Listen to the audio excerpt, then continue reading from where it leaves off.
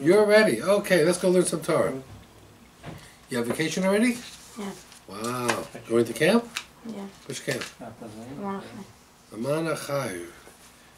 Okay. Who runs the Manachai camp? Rabbi Kleiman runs the Manachai, but does he run the camp also?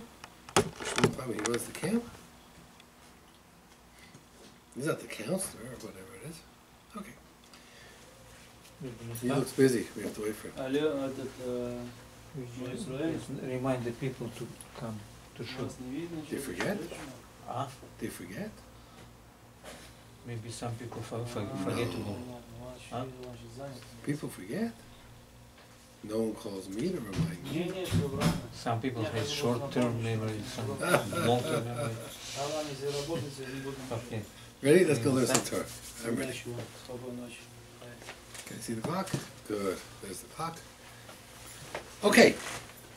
We're going to begin, before we get to Shalach-Korach, I want to begin with Parasha Shalach. I have some very good insights in Parasha Shalach that I want to share with you. Last week I wasn't here.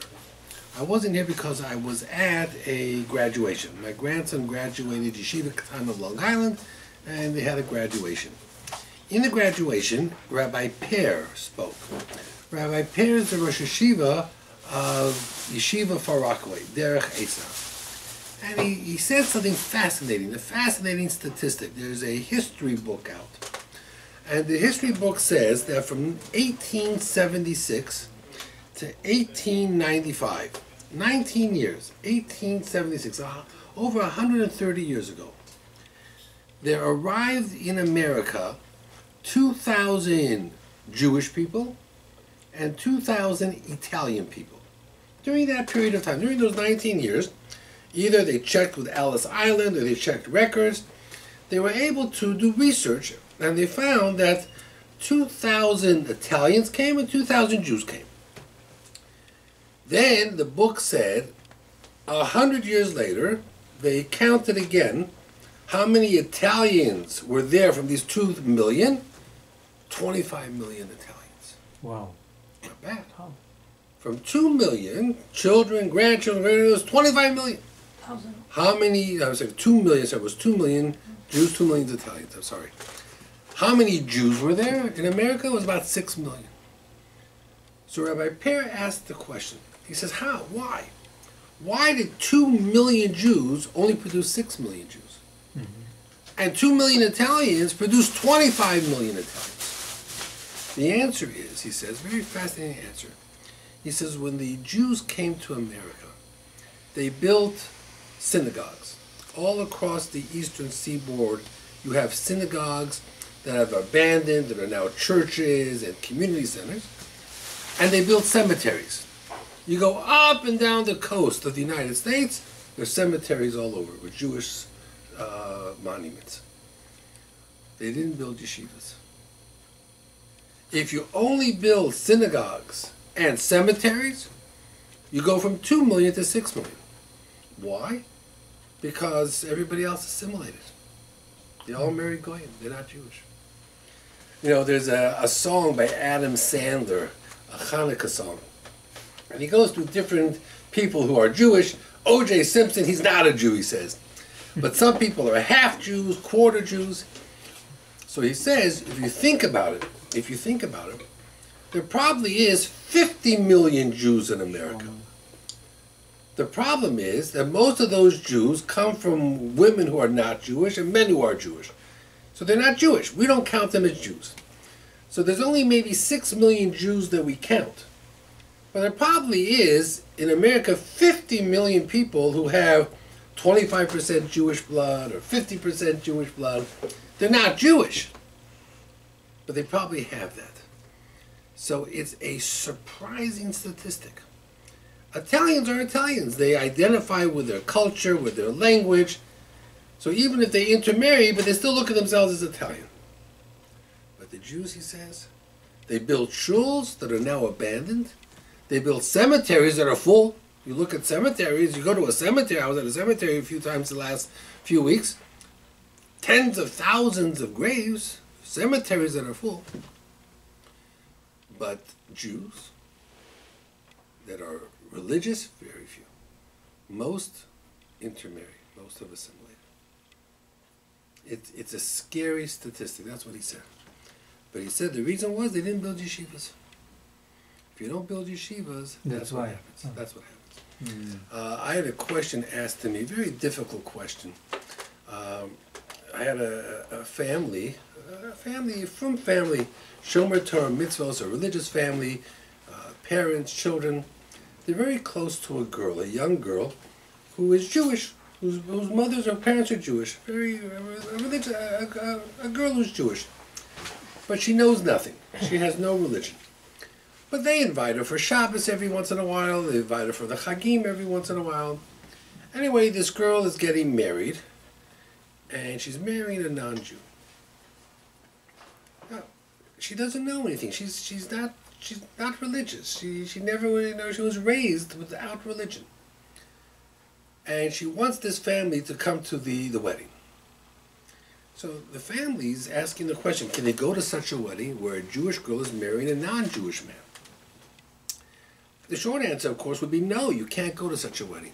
But they're afraid that if they don't go to the wedding, this girl will be so angry, she'll cut them off completely. And there'll be no chance that she could ever become religious. So they don't know what to do. So they asked me. So I said to them, is the wedding religious? Meaning, is there going to be a church? Is there a priest? No. It's going to be a party where they're going to exchange vows. In America, modern Americans just exchange vows. Judged by the judge? I don't think there's going to be a judge there. There's going to be probably some modern. So I said that if after she's married you want to invite her for Shabbat with her non-Jewish husband, everybody allows that because you're doing kiruv. If there's no religion to the wedding, and it's not in a church, it's just like a party, and you think that if you don't go, she's not going to ever speak to you again, then you can go because it's kiruv.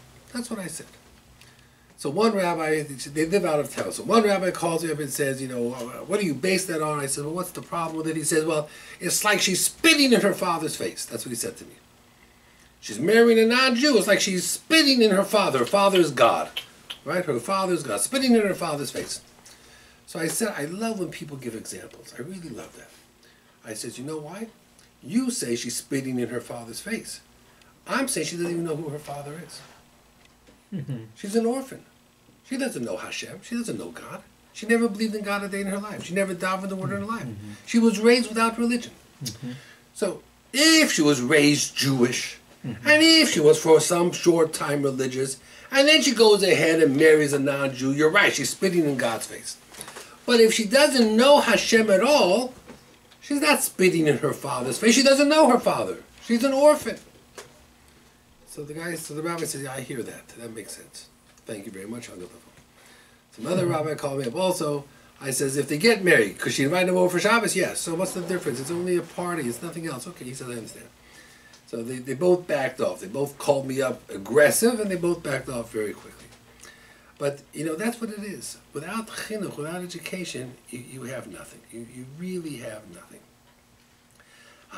I saw something very, very nice in Parasha Shalach. You think about it. Moshe Rabbeinu sends out the spies. And what does he say to the spies? He says, I want you to check out the land. Umo ha'aretz. Find out. Hashmeinahim, rows are strong, fat, weak. They have trees, no trees. He wants to know the cities. He wants to know if the cities are fortified or not fortified. He wants to know if the people there are strong or not strong. So he really wants to know. And they come back and they say to Moshe Rabbeinu, whoa, this country is impossible to conquer. The people are giants, they're strong, we're like grasshoppers to them. And the city is fortified with gates and walls, like, whoa. And it seems like Moshe says, great, I love it. I tell me more. He was so happy that it was so impossible. It seems very strange, and we know it backfired. We know that in the end, the people says, we can't go. Because Moshe maybe could conquer the land, but Moshe's going to die. Yeshua's going to take it and say, we don't have trust in Yoshua. So it seems that they scared themselves, right? They got so scared. We're not going to go into the whole thing that maybe they were jealous and they were worried about their jobs and they were, kina and taiva and everything else. We won't go into all that and the lashon hara. It seems Moshe Rabbeinu wanted the report to be impossible. He didn't want them to come back with a report saying, boy, this is easy. We have more soldiers. We can win. He wanted them to come back saying, impossible. Why? So it's based on the Shalach-Korach, but it's in the Sefer Be'er Yosef. Be'er Yosef was by, I think, Shmuel Salant, one of the chief rabbis of Yerushalayim in the 1900s. He says a very, very beautiful pshat. He says there's the first Rashi in Bereshis. The very first Rashi. What does Rashi say? Rashi says, why does the Torah begin in Bereshit bara Elokim? Why do we need the whole book of Bereshit? Creation, Adam, Noah, Avraham, Yitzchak, Yaakov. That could have been all midrashim. We should have started the Torah with the first mitzvah. HaChodesh hazeh lachem rosh chadashim. So do you know what the Rashi says? Do you remember what the Rashi says? Rashi says that Hashem was afraid that the world would say, you took Israel, you're thieves, ganavim, listim atem. You robbed Israel. 7 nations lived there, and you came in and you threw them out. You stole the land. So therefore, Rashi says, we begin to telling us that who created the world? Hashem. And therefore Hashem can give the land to whoever he wants. Correct? I'll give you an example. Someone comes into your house and breaks into your house and steals your silverware. You call the police, you have him arrested. He's a thief. Right? But if someone comes into the house and I say to them, here, take the silver. It's my silver. I own it. Can I give it to him? Yes. I'm allowed to give my silver to whoever I want. If someone sticks me up with a gun, he's a thief. So Moshe is about to go into Israel. So Moshe wants the report to say, the Jews, they cannot conquer Israel. Impossible. Know why he was so happy? Because now if they go into Israel and they conquer it, but it was impossible. So how do they do it? There's only one way they did it. Who gave it to them? Hashem. Hashem. Hashem is the boss. He can give it away. I'm not a thief. That means by making Israel impossible to conquer, I am proving to the world, how did we do it? It's impossible. There's only one way. Hashem gave it to us. So I'm not a thief. Hashem owns the world. So he needed that. I'll give you an example. The 6 Day War. You were not alive during the 6 Day War. It was in June. Okay? In 1967, you were not alive at that time. If you were living in Israel during the 6 Day War, what were people doing? They were taking all the money out of the banks. They were writing a will. They thought for sure they were all going to get killed. Egypt was mounting an attack from the south. You had Jordan coming across, and they were already, Jordan was already into, all the West Bank was Jordan. So they were already, East Jerusalem was Jordan. They had their tanks there. You had Syria coming down from the north. And the goal was to drive every single Jew into the sea. It was impossible. There was no, if you would have taken bets on June 5th, what are the chances in the next 24 hours that there would be a Jew alive in Israel? Everybody would say to you, 0. No chance. People were literally, they were buying grave plots. It was worse than the Holocaust. Yet what happened was totally v'nahapachu. The Arabs all lost, the Jews won. People became frum at that time more than any other time. Why? Because it was clear they couldn't have done it unless God did it. It was clear. It was open. There was no debate. Now they're debating. How many times God make miracles and we couldn't see it? And we don't see it. And they're still debating it. They're still saying we have to go back to the pre-1967 borders. It belongs to the Arabs. And Netanyahu says, what Arabs? The Arabs wanted to kill us. And how did we get this? How did we succeed? It wasn't because we were better soldiers. God gave it to us. God owns the world. So if you don't believe in God, so you call yourself a thief. But if you believe in God, you've got to say what's going on over here. I mean, so it's an amazing thing. Moshe wanted the news to be the worst news. Israel, impossible. That's what he wanted. Why? Because he wanted the Jews to realize that the only way to get this done, the only way was if they would realize that who made them successful, who got it for them? Hashem. It was the only way. If it wasn't for Hashem, it could never, ever have happened. He brings down over here Rabbi Yonasan Eibshitz. He says, we talk about jealousy, honor. He brings down the Ramban, that so much of the Meraglim were so jealous of each other, and they were so worried about losing their jobs. He says that Rabbi Yonasan Eibshitz, before he became rabbi in the city he was supposed to be rabbi of, he was traveling. And he wanted to get to where he was going to be the rabbi before Yom Kippur, but he didn't make it. He was stuck in a small town. So he went into the local shul, and he was davening mincha in shul. And during mincha, we do slichot. He heard a Jew sitting next to him, hitting himself, Hashamnu baganu and al chet, and I'm so nothing and nobody, and I'm dust under your feet, Hashem. I'm nothing. After mincha, the president of the synagogue said to Rabbi Yonasan Eibshitz, Rabbi, sit up front. You're going to be the chief rabbi of the whole area. And he says, you know what? I want to daven next to this Jew. Such a humble Jew. So he's davening next to this Jew. And Yom Kippur morning, the Rabbi gives out the aliyot, and they give him Revi. And he starts screaming and yelling, you give me Revi, you gave that guy Shalishi, and you gave that guy Shishi, and they're nothing compared to me, and you give me Revi, and he starts getting all angry. So Rabbi Yonasan Eibshitz looks at the guy and he says, I don't get it. Yesterday you said I'm dust, I'm like ash, I'm nothing. And today you're screaming and yelling because you got Revi over Shlishi or Chamishi or Shishi. So he says, listen, you don't understand. He says, compared to God, I'm nothing. Compared to that guy, I'm a lot better than that guy. That's what he says. Compared to God, I'm nothing. When I'm diving to God, I'm nothing. So Rabbi Yonasan Eibshitz says, I understand now. He says, the Meraglim were jealous. They were afraid they were going to lose their jobs. He says, when it comes to jealousy, he says, it's amazing. You see with Korach, what jealousy can do. Jealousy can destroy a person, can destroy a life. Let me tell you something about Parasha's Korach. Something very interesting. I don't know if I told you this about Parasha's Korach. Years ago, I think I told you this, but I don't remember I told this to you. I wasn't here last week, so I didn't have a chance to tell it to you. The Satmar Rebbe. Now, Satmar is enormous. Tens of thousands of Hasidic Jews identify with Satmar. And it wasn't this Satmar Rebbe. I think it wasn't even the one before. I don't think it was Rabbi Yoel Teitelbaum. I think it was his father. Maybe that's Rav Moshe Teitelbaum. I'm not sure the name. The Satmar Rebbe was once speaking to hundreds of his students.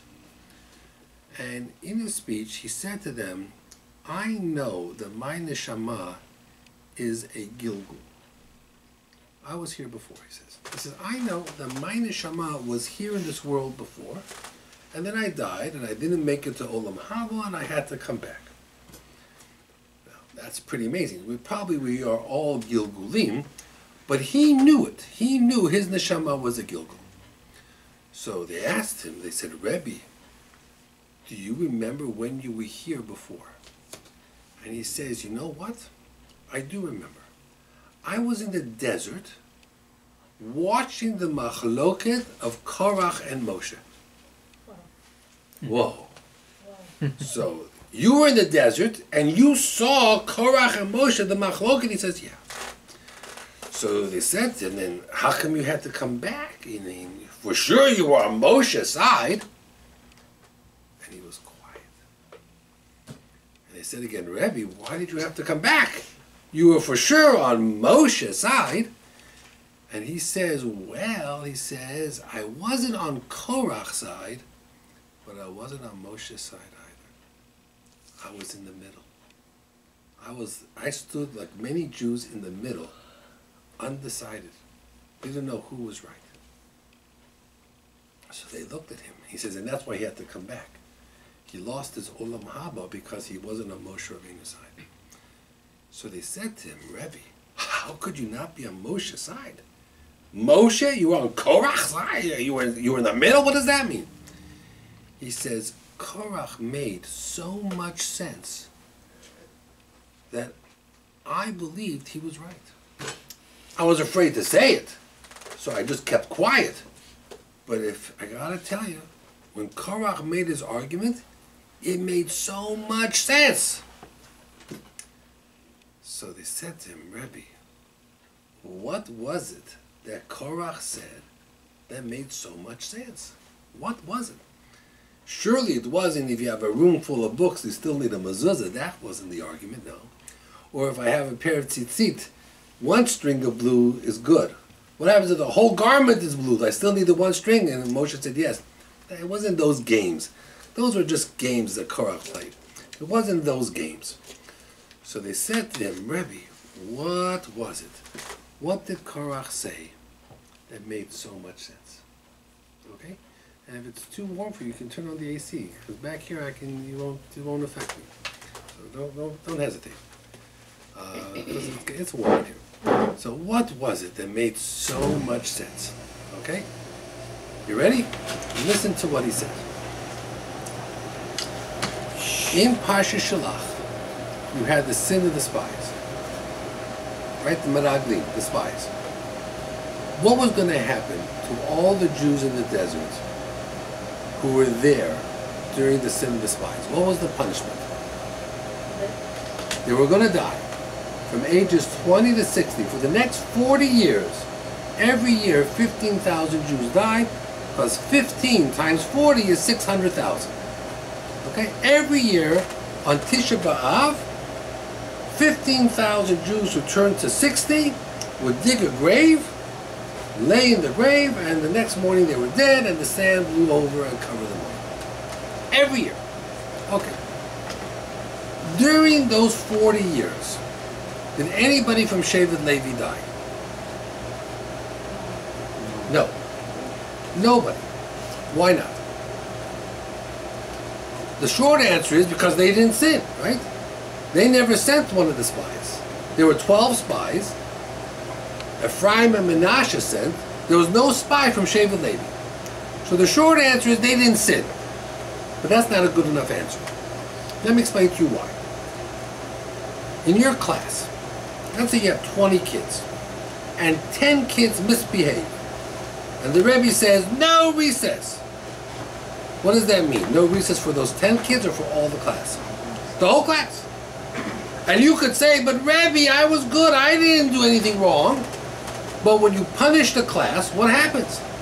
The whole class gets punished. End of story. So Hashem made a gzeira. Everybody in the desert is going to die. No one is going to Israel except two people, Yehoshua and Caleb. Everybody dies. So if you were from Shevet Yehuda and you didn't sin, you didn't cry, did you die anyway? Yes. And you were from Shevet Naphtali and you didn't sin, did you die? Yes. Because it was a gzeira. Everybody's going to die. So why did Shevet Levi not die? So Moshe explained. Rashi brings this down. Rashi says this. Moshe explained that Shevet Levi was counted different than the rest of the Jews. All the Jews are counted from ages 20 to 60.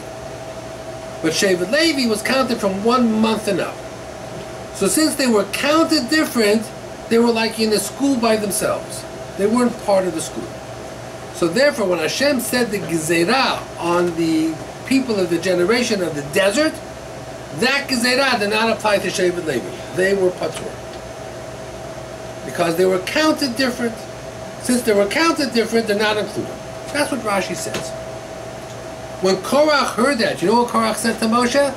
That's great news. Tomorrow I'm reporting to the Mishkan so I can be a Kohen. Moshe says, sorry, you're not a Kohen, you're from Shevet Levi. He says, but I'm a Bechor, I'm a firstborn. Moshe says, yeah, but we made a change. All the Becharim were changed for the Kohanim after the sin of the golden calf, right? The Egel. So Korach says, okay, let me get this straight. There was a change, Hashem said, after the sin of the golden calf, that every firstborn now is out and only Kohanim. But I'm from Shevet Levi. Did Shevet Levi sin by the golden calf? No. Is Shevet Levi counted with the Jewish people? No. Are they included in the Gezerah? No. I'm a Bechor. I'm from Shevet Levi. I didn't sin. I'm not included. No different than the spies. The same way I'm not going to die, I'm not included in this Gezerah. I'll see you tomorrow morning, Kohen duty, 8 o'clock in the morning. And the Satmar Rebbe says, you know what? Korach was 100% right. 100% right. Right? 100% right. He was from Shevet Levi. He didn't sin. He's counted different. If they're not involved in the spies, in the punishment by the spies, they were not involved. So in the punishment of the firstborns, they're not involved. They're not involved. They're not included. They're not part of the group. It's like 7th grade gets punished. But Shevet Levi's not in 7th grade. They're in 8th grade. So do they get punished in 8th grade for 7th grade? No. We're not included. So they said to the Rebbe, they said, Rebbe, I understand why you thought Korach was right.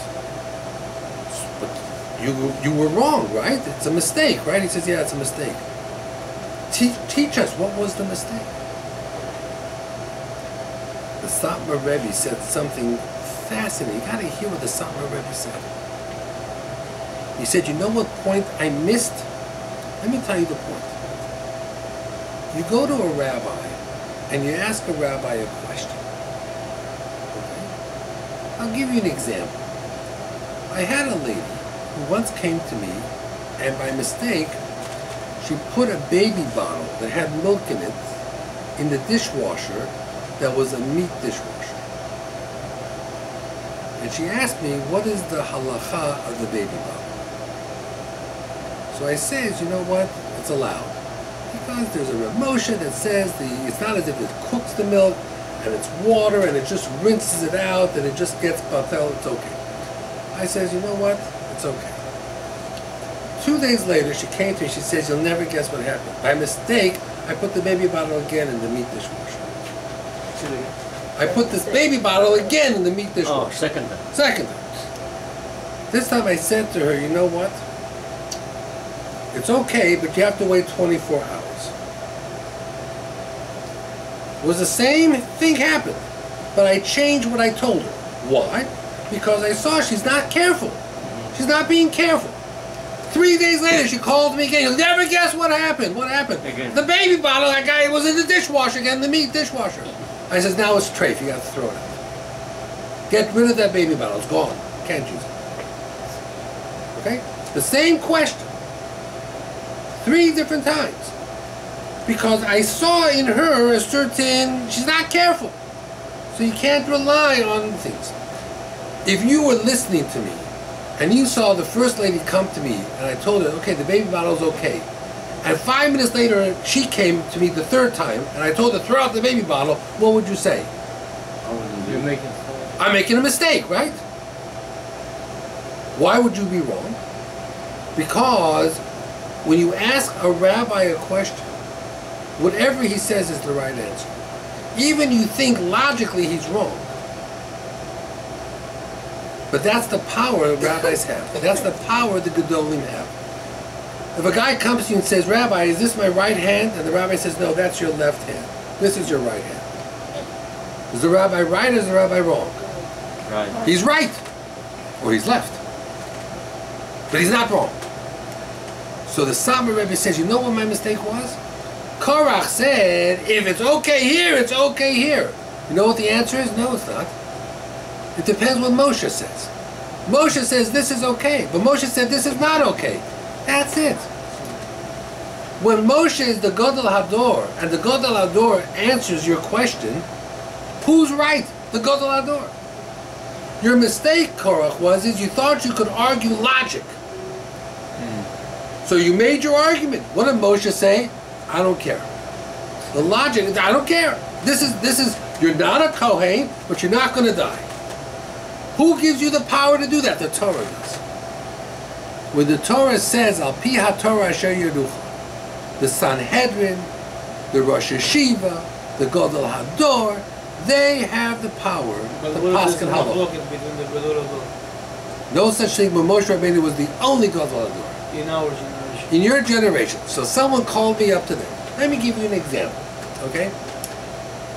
I got a phone call 2 weeks ago on a divorce case. Parents are divorced. They have one child. One child. They're divorced.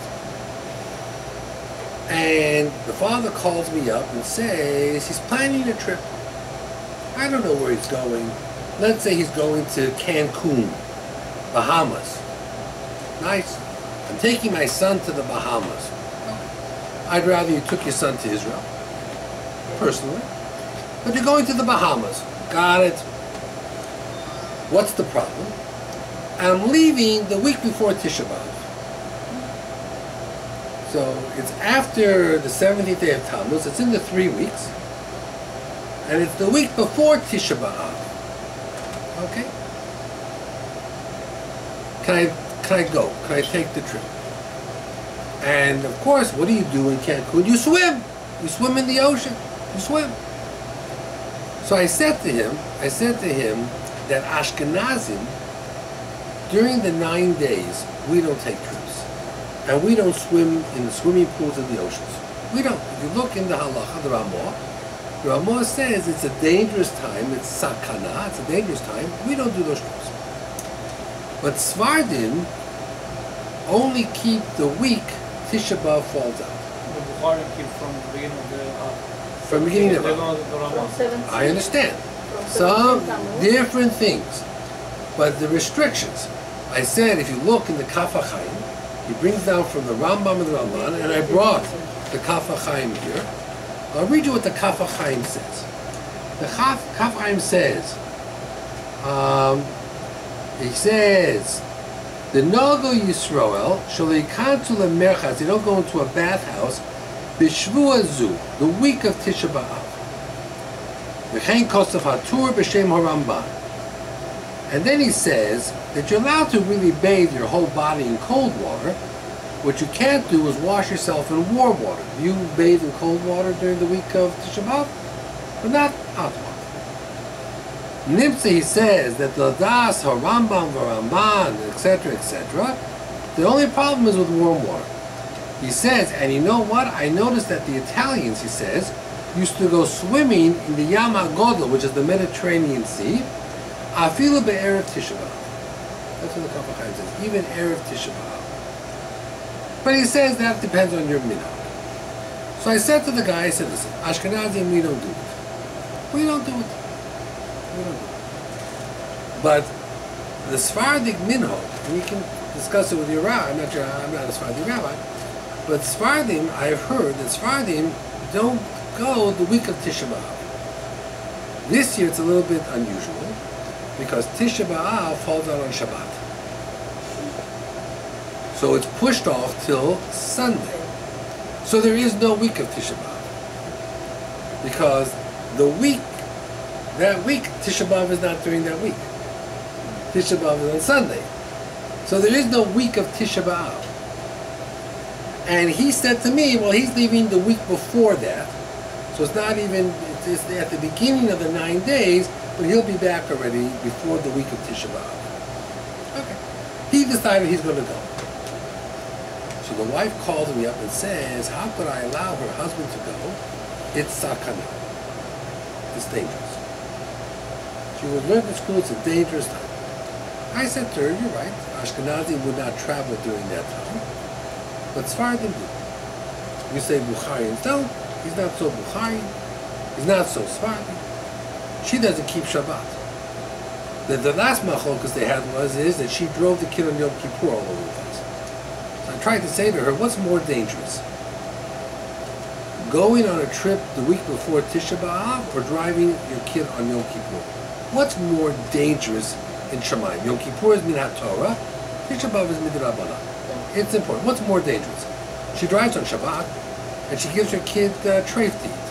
What's more dangerous? I mean, let's talk about danger. Is it more dangerous to go swimming on the week before Tisha B'Av or to eat treif? Or to drive on Shabbat? What would you say is more dangerous? No, the guy that married the girl, you see Shomer Shabbat? No, of course not. Oh, They're divorced. They're divorced. Okay? They're divorced. So when you talk about danger, let's put things in perspective. Okay, she didn't like my answer. I don't blame her. Because it wasn't the answer she wanted. Yeah. She wanted this, to hear this. Right. But, you know, it's very hard, very hard to tell a father who has very little time with his child, and this is when he has time to take a vacation, he can't take a vacation. On the other hand, she's the mother. And she can always go to court, they can always debate it in court. It's hard, He asked me a halachic opinion. I said, Ashkenazim don't do it. She says she doesn't understand why there's a difference between Ashkenazim and Sephardim. I understand that. I said, but some Sephardim eat beans on Pesach. We don't. If you came into my house with kitnios, with beans, I would have to get rid of my dishes. My sitter, I can daven Shabbat morning from 10 after 7 and finish by 9 o'clock. I can finish in an hour and 50 minutes. How long does it take you guys to daven? 3.5 hours. So, wouldn't you rather be Ashkenazi? You can finish in an hour or 2 hours. You can finish in less than 2 hours. Why is so different? Less training? A lot of different minhagim. There was a lot of changes between what existed in the days of the Shalach-Korach and who followed, let's say, the Rambam and the Ramban and the Ramah, who lived in Poland. Different community, different minhagim. And a lot of the halachos we have are minhagim, or customs. And minhag has a power of a din. So there are differences. You come to a shiva house of Ashkenazim. You don't have food out there. You have food everywhere. Make a bracha, because the bracha is l'zecher nishma. We don't do that. We don't have restaurants where we go to for the Shiva at the end of Shiva and the 30 days and every month. We don't do any of that. We don't put pictures up of the person who passed away. You do. Many of your minhagim to us look Muslim. Communist. What? Communist. Communist or Muslim. But some of it is because that's where you grew up, that's where you lived. So there probably was a little bit of an overlay. And maybe a lot of our minhagim look Polish. But that's where they grew up, in the Poland, and the Romanians were different. Americans for sure were different. So the Torah is a living Torah. And the Torah has many minhagim. Rabbi, most of the chazanot, the old fashions, they played like an organ. The chazanot, the Ashkenazi chazanot. If you listen to Yosef, Rosenblatt. They played an organ, and it's unusual. I don't remember they played organ. I've listened to the chazanot. How could it be? You go to church and you listen to the way the Pope sings it. This is because these organs go from right to left, not from left to right. They're Jewish. On Shabbat or regularly? In the Reform, they play guitar and organs on Shabbat also. But the organ is played in the church. It was because of that I never studied organs. I studied clarinet. I did piano, clarinet, guitar. I done flute, but never organs. Just for that. What's organ? So organ is a type of instrument that they play in the church. It's like a piano. It's very similar, but it's different. But very scary. That's right. I understand. But the question is a good question. Her question was, why are there so many minhagim? I mean, how can anybody follow it? You were right. I understand that. I didn't have a good answer for it. Different minhagim evolve. But they're based on gedolim, based on poskim. And the Torah says, Apiyat Torah Asher Yeruch. Because the Torah is a living Torah. See, the Kotzker Rebbe said something fascinating. Korach said, Ki kol ha'eda kulam kedoshim. The whole congregation is holy. And isn't that what Hashem said at Har Sinai? That you'll be for me a mamlechet kohanim, the goy kadosh, a holy nation. So they said, oh, Moshe, Korach is talking the same way Hashem spoke at Har Sinai. So the Kotzker Rebbe says, no, don't make that mistake. It's not true. It's not true. Korach says, Ki kol ha'eda kulam kedoshim is Loshon Rabim, plural. You know what Korach said? Korach said, no matter how you observe Judaism, you're holy. You're Orthodox, you're conservative, you're Reformed, you're Reconstructionist, you keep this, you don't keep that, you do this, you do that. Everybody can do whatever they want. As long as you're thinking about God, you're holy. That's not true. That's not what Hashem said. Hashem said at Har Sinai, "Vatem tiyu li mamlecha kohanim v'goy kadosh," singular. You're only holy when you're one nation. When everybody is biyachad, is together. When everybody follows Das Torah. You know, I cannot fault someone who says, Reb Moshe Feinstein says no, but I'm Sephardic and I have from Reb Ovadia Yosef where he says yes. That's okay. You can't say to the guy, you follow Reb Ovadia Yosef, but Reb Moshe Feinstein says no. You can't make that statement. It would be wrong. You're a Sephardi. I can understand where an Ashkenazi follows Reb Moshe Feinstein and not Reb Ovadia Yosef. I understand that. Does that make the Torah invalid? No. There are different minhagim. There's Ashkenaz and Sfarad. We know that. Established minhagim. What's going to be in the days of Mashiach? I have no idea. I can't figure out in the days of Mashiach if we're going to follow Beit Hillel or Beit Shammai. You know, they're different also. Rabbi Yehuda, Rabbi Meir, or Rabbi Akiva, or Rabbi Yochanan. I don't know. But whoever the Gedolim will be, that's who we follow. That's why, what does a person do? Aseh lecha rav. You have to have a rav. Knei lecha chaver. You have to have good friends. When you have a rav, you follow what the rabbi says. You ask a question, the rabbi gives you an answer. End of story. According to the Kabbalistic world, the dat of the Mekubalim is also completely different than according to That the is correct. Aruch. And you almost never have in the Shulchan Aruch that they follow or they quote the Das HaMekubalim. The only difference is in the beginning of Yoredeah in Pei Zayin, the Shulchan Aruch and the Shach and Taz quote a Zohar. To understand one of the halachos of waiting 6 hours between meat and milk, they quote a Zohar. But it's unusual. You can probably count on one hand how many times throughout the entire Shulchan Aruch that they quote the Zohar. Or how many times the Rambam quotes something from the Mekubalim. Because the Mekubalim live in a totally different view of the world. It's not the practical halachic view. Not for everybody. Not for everybody. It's not the practical halachic view. But that doesn't negate them. We learn it. We understand it. So there are different minhagim. Now, if this person was Ashkenazi and not religious, would I have let them travel? I would have said to them, Ashkenazim don't travel. Now, can I guarantee them that if they travel, nothing will happen? I had a person who went to Puerto Rico and got killed. He didn't ask me. He went. I don't know what he was doing in Puerto Rico. He was involved in business there. You know, it had nothing to do with the 9 days. Unfortunately, he got killed. It's very sad. It's very, very sad. You know, there's nowhere safe. You don't have to be in Puerto Rico. You could be walking down the streets in New York and a stray bullet. Today in Washington Heights, a stray bullet hit a school bus. There were no kids in it because it was early. You don't have to, you know, people were at a barbecue on Father's Day. 3 people got shot, you know. So, you know, it's dangerous anytime, you know. There's no day of the year that it's safe. You know, there's no day of the year that it's safe. What? Pesach. Well, Pesach, that's interesting. Pesach is Leil Shimurim.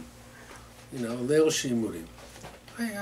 I'll agree with you there. Even though there were some pogroms on Pesach too. There were horrible things on Pesach, but there was a Leil Shimurim. But you know, kids got burnt in a fire, 7 kids, the Sasson family. You know, it's just what it is. But when it happens during the 3 weeks, or if it happens during the 9 days, people right away say it's a bad time. And that's what is brought down, it's a bad time. But that in itself is not the reason. I cannot say for 100% that you can have someone not have visitation because of that. I can't go that far to say that. In this year, what gonna this period start? Well, Shiva Asar Tammuz, it starts on Shabbat, so we push it off till Sunday. Right now we're in Dalet Hey Tammuz, so it's in about 12 days. So what's the day? Monday is probably a week from this Sunday. A week from this Sunday starts the 70th day of Tammuz, and 3 weeks later is Tisha B'Av. And right after Tisha B'Av, we change our position in Shabbat Nachamu, and we're hopeful Moshiach's going to come, and we get ready for Chodesh Elul. Now that's scary. Chodesh Elul is scary, I guess. And that, everything is very early this year, because next year is a leap year again. So things will be early again this year, really early, and then everything will be pushed back a full month. But this year Maybe this year it won't snow on Purim or something. This year is Shvat, 7 days. Is 7 Shemitah. This year is a Shemitah year. That's no, correct. This is a Shemitah year. Now, he brings down, I once told you this, why did Moshe ask that the earth open up and swallow up Korah? It's very interesting. Moshe, by the sin of the spies, afterwards the people felt bad. They even wanted to go into Israel. After the sin of the golden calf, the people felt bad. Moshe could daven for them. When a person does an Aveira, okay, the Yetzer Hara gets to them. If you're sorry, Moshe could daven for you. Korach never felt bad. So Moshe said, let the earth open up. Why? He was hoping, as the earth begins to shake, Korach would say, I'm sorry, it didn't happen. As the earth began to crack a little bit, maybe Korach would say, whoa, I'm wrong, I'm sorry. Moshe would have stopped it. It didn't happen. He says, when Moshe asked for this, he didn't do it to punish Korach in a very mean fashion. He wasn't trying to torture the guy. He was trying to give the guy a chance to do teshuvah. To scare him a little bit, so he would say, no, it's wrong, I want to do the right thing. It didn't happen. It didn't happen. That's the problem, he says. That's why Moshe was so angry. Moshe was so upset with Korach because I warned him and I gave him so many chances and he never ever did teshuvah. Stubborn. Right, now, what? He was stubborn. He was very stubborn. Very typical man. Very stubborn. He didn't smile. He smiled. And he's young. Reb Simcha Zissel from Kelm, he said something interesting. He says that before Korach brought the Ketoret, Moshe davened to Hashem, please don't accept his Ketoret. Don't accept it. So he says, what was the thought? Moshe was afraid that Hashem would accept his thing. So he says something fascinating. He says, Korach really wanted the job to be a Kohen. He was very sincere. When a person wants something really bad and davens really hard, anything can happen, he says. Anything can happen. I'll give you an example. Are you allowed to get engaged to a girl during the 9 days? We talked about during the 9 days. Are you allowed to get engaged? Not married. We don't do weddings. Can you get engaged? Yes. Yes. Why? Yes. Because it's like permission. No. You know what the Gemara says? That if you like the girl and you want to ask her to marry her, but you want to wait till after the 9 days, someone else might ask her to marry her, and he'll steal her from you. Steal. That's what it means. So he said, hold on here. A person two people are supposed to get married. Hashem makes the arrangements even before you're born, right? It says 40 days before you're born, Hashem says these two people are going to get married. So I don't understand something. I'm supposed to marry this girl, and because I waited a week, he's going to steal her? How could he steal her? Hashem already promised her to me. So what does the Gemara say? If he davens hard enough, he can change Hashem. Does that make sense? The Gemara says if he davens hard enough, he could change Hashem's mind. And he could steal her from me. So therefore, even during the 9 days, I can ask her to marry me. Give you another example. There were some hoodlums, troublemakers in Rav Meir's community. So Rav Meir davened one day, Hashem, do me a favor, just kill them, just get rid of them. So what did his wife do? His wife came over to Rav Meir and says, Bruria, and said to Rav Meir, the same way you're davening Hashem should kill them, daven to Hashem that he should make them do teshuvah. So he did, and they did teshuvah. So Rav Simcha Zissel says, hold on here. Teshuvah comes from free will, bechira. We're not puppets. How could Hashem, if he's not behaving, and I daven and make him do teshuvah, how can Hashem make him do teshuvah? Must be that once in a while Hashem crosses the line and will even change his mind. What caused that to happen? My tefillah. So I can daven and change how Hashem runs the world.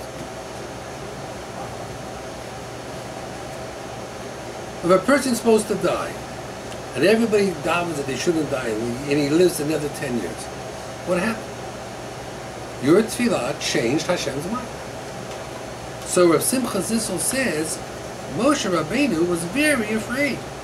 He was very, very afraid. He did not know whether or not Korach was so wanted it so badly that he could change Hashem's mind. And therefore he says, you know what? He davened, please Hashem, don't listen to his tefillah. Rabbi Lamb brings down about ego. Very interesting. Rabbi Lamb. He says, what? Yes. He says something very interesting. He talks about jealousy. He says, he once did this study. He says he went to a boy and said to a boy, I'll give you a chocolate bar, but I'm also going to give her a chocolate bar. So the boy says, no problem, thank you. Then he went to a boy and says, I'm going to give you a chocolate bar, but I'm going to give her 2 chocolate bars. You know what the boy says? Do me a favor, don't give either of us chocolate bars. So Rabbi Lamb says, why? You're going to get a chocolate bar. I know, but she's going to get 2. Jealous. He says, listen to what he says. He says here, a child is willing to give up the joy of eating a chocolate bar because the pain of knowing that someone else got 2 chocolate bars is just too much. I'd rather not have the pleasure because I don't want the pain. He says that's jealousy.